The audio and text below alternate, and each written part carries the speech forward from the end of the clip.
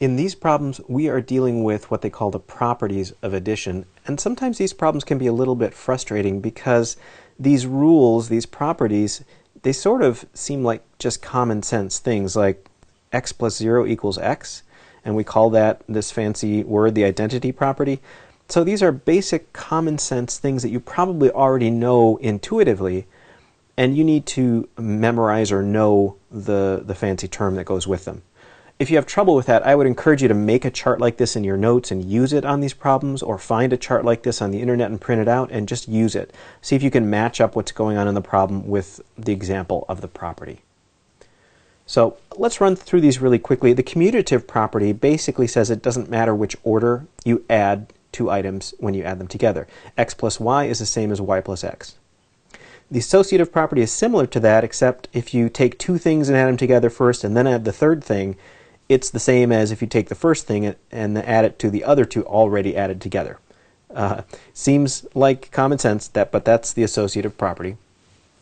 The identity property we looked at briefly. If you add 0 to x, it just stays itself. So that's the identity property. And the inverse property says if you take x and you add a negative x to it, so basically if you add the negative of anything to itself, you get 0. So you're adding the inverse. That's the inverse property.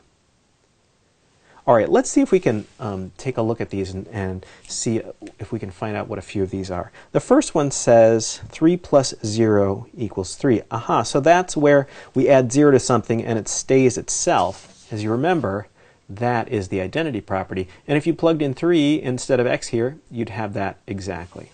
So that's the identity property. The next one says 0 equals m plus a negative m.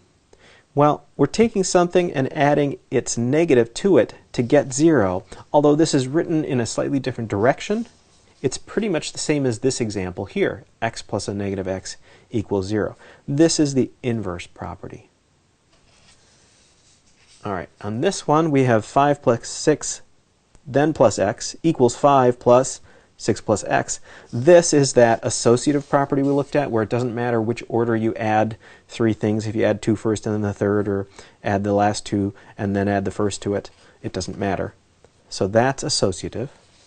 And our last one here, we've got 2 plus 3 equals 3 plus 2. So this is the property that says it doesn't matter what order you add two things together in. And if we look up here, that's this one, x plus y equals y plus x, so that's the commutative property. So that's a little bit of work with properties of addition.